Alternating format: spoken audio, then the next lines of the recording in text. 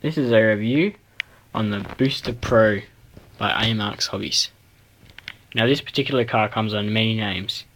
It comes under HSP, XSTR, it comes under Exceed, Hobbies, and Himoto. I'm unaware of any other ones, but it comes under quite a few names. It's exactly the same car. Some companies have slight variations. In my opinion, the Booster Pro is better built than the one by HSP. The only real difference is the bodies, but this one in particular has a few different variations which are very good. They've fixed up things that HSP just got wrong. So I'm going to be comparing it with a Team Losi xxx-s. Now this car is worth $300 stock. I've put a brushless motor in it and a few other things, so it's all up about $450 to $500. And this one I got for $123.50 plus $30 postage, so $153.50 or whatever. So when you're buying an RC car, don't look at the outside because the shells can be replaced. You can go down to your local hobby shop and you can get shells and paint them up and whatever. So this one isn't stock. This is a AE86.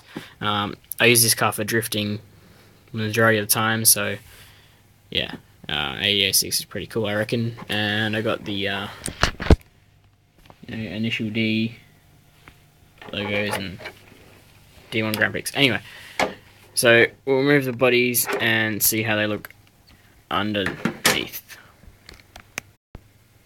Okay, so now you can see the difference between a $100 car, a $150 car, and a $450 car. Now, this chassis is made out of hard plastic. This is belt driven, and the overall quality of it is very good. It has oil-filled shocks, but everything is plastic.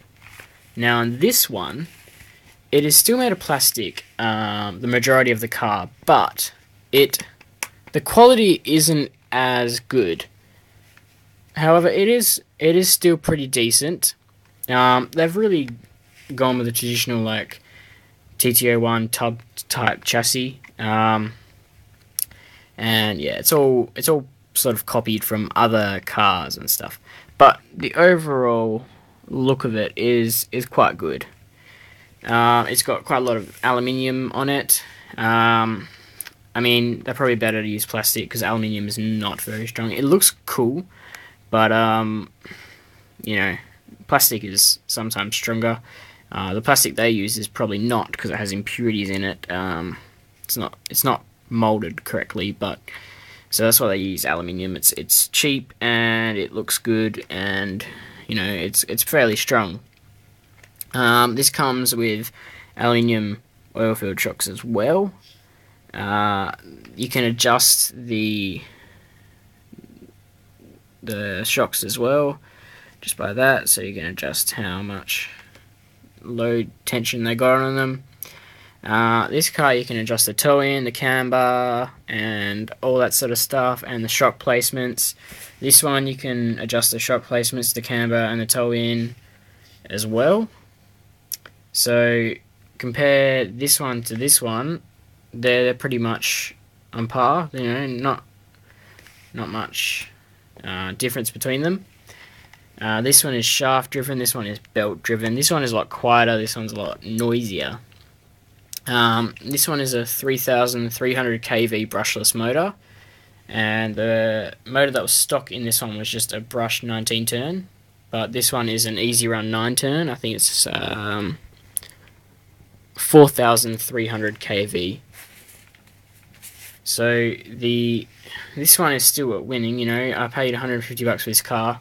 I paid $100 for the brushless system alone for this one. So this one is still in front. Now, the brushless system is pretty damn good. The pinion, however, is it probably will need a replacing soon, but at the moment it's pretty decent.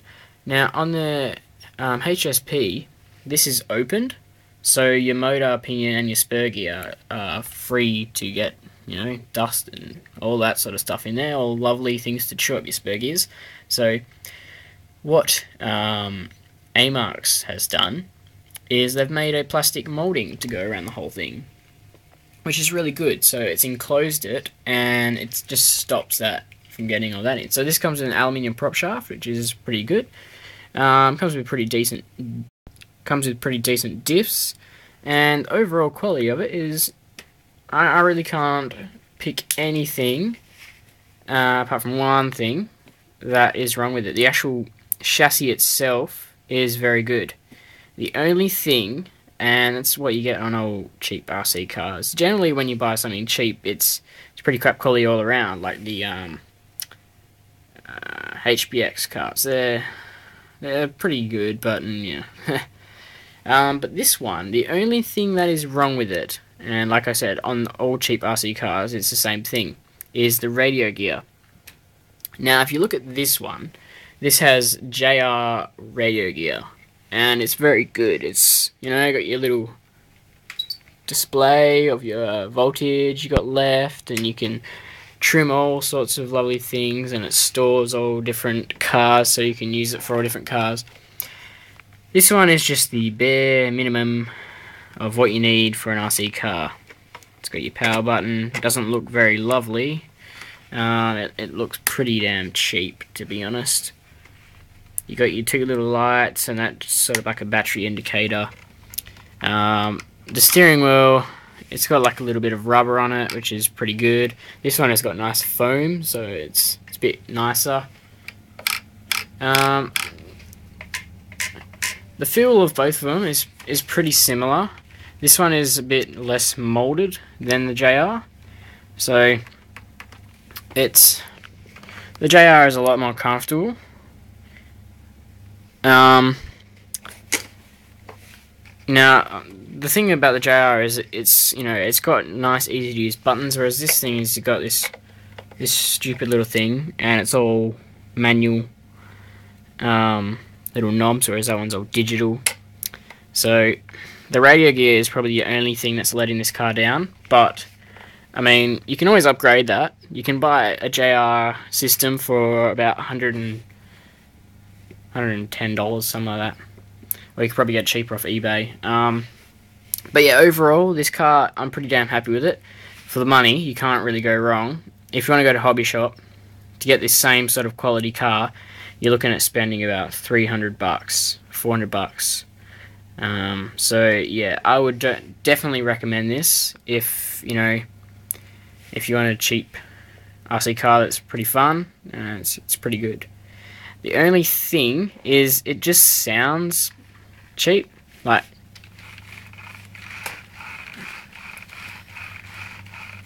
you can see that one's nice and quiet, and that's really due to the belt as well.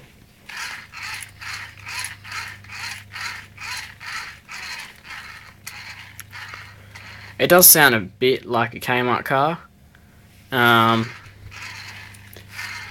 It is a bit punchy off the line, but in dirt it's fine. But yeah, like I said, overall it's a good car. So yeah, I'm quite happy with it, and shipping was very nice, and yeah. So if you want this car, buy it. It's really good. Alright, see you later, guys.